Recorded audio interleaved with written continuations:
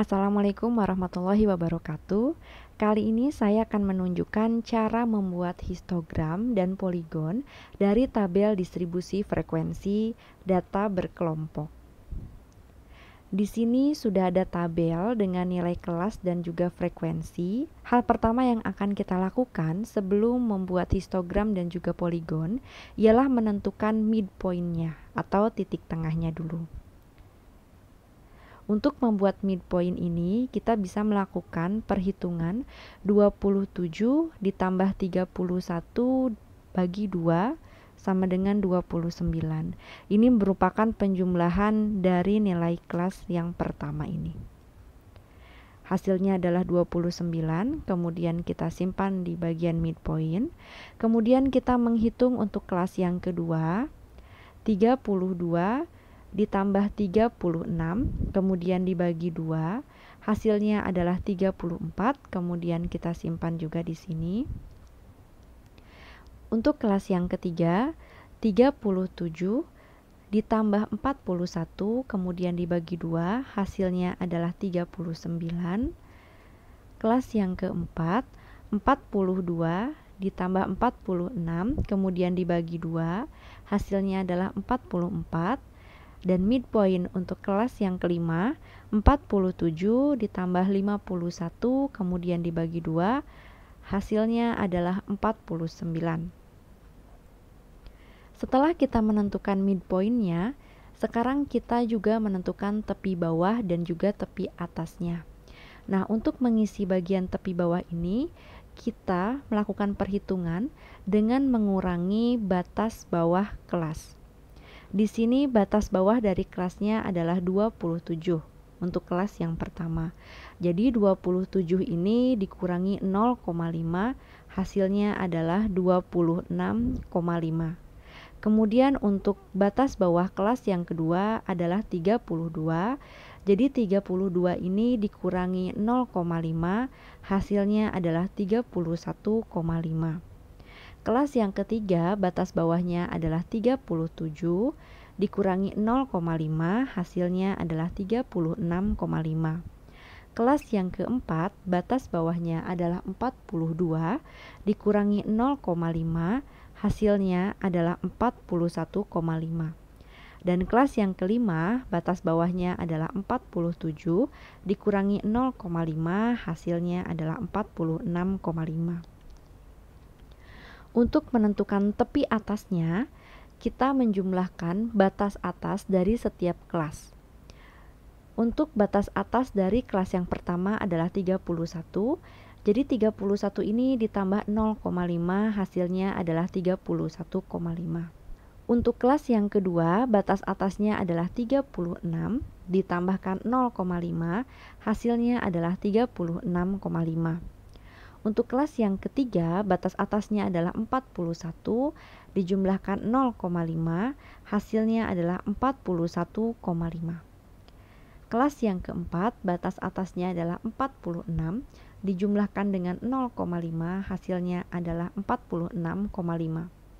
Untuk kelas yang kelima, batas atasnya adalah 51, ditambah dengan 0,5, hasilnya adalah 51,5. Nah, setelah kita melakukan perhitungan untuk mencari midpoint, tepi bawah dan tepi atas, sekarang kita akan membuat sumbu X dan juga sumbu Y. Untuk selanjutnya membuat histogram dan juga poligon. Di sini sebelum kita membuat histogram dan juga poligon, kita akan menyimpan tepi bawah dan tepi atas dari setiap kelas itu di sumbu X. Di bawah sini. Pertama 26,5. Jadi semua angkanya yang ada di tepi bawah dan tepi atas ini harus disimpan di sumbu X ini ya.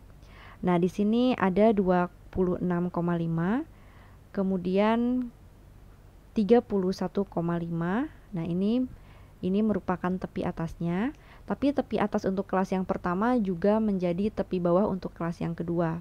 Jadi kita tidak menyimpannya double ya. Jadi kita langsung saja simpan yang 36,5-nya gitu karena sama. Kemudian karena ini sama juga, jadi kita menyimpannya 41,5 ya. Kemudian selanjutnya kita menyimpan 46,5. Kemudian yang terakhir adalah 51,5. Jadi semua angka dari tepi bawah dan tepi atas ini kita simpan di sumbu X ya. Selanjutnya di sumbu Y kita akan menyimpan frekuensi dari setiap kelas. Nah, untuk kelas yang pertama frekuensinya adalah 3. Kita membuat batang untuk kelas yang pertama di sini dengan frekuensi 3. Kemudian kita juga menyimpan midpointnya yaitu 29. Kemudian kita membuat frekuensi untuk kelas yang kedua yaitu 5. Kemudian kita juga membuat batangnya untuk kelas yang kedua dan juga menyimpan midpointnya yaitu 34. Kemudian untuk kelas yang ketiga dengan frekuensi 7. Ini batangnya, kemudian kita juga menandai untuk midpointnya yaitu 39. Untuk kelas yang keempat dengan frekuensi 4. Kita juga membuat batangnya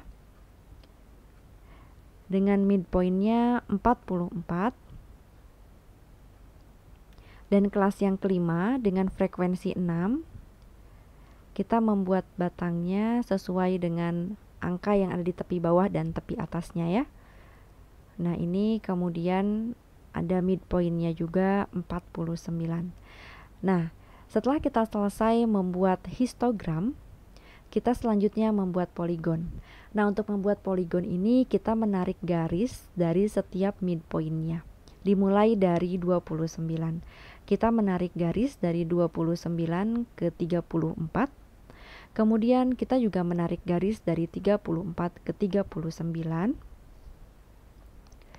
Dari 39 kita tarik lagi garis ke 44. Kemudian dari 44 kita menarik garis lagi ke 49. Nah, di sini tidak usah terkecoh. Kenapa dari 39 kok turun ke 44? Karena angka 39 dan 44 kemudian 49 ini merupakan garis dari sumbu X ya, jadi bukan dari sumbu Y gitu.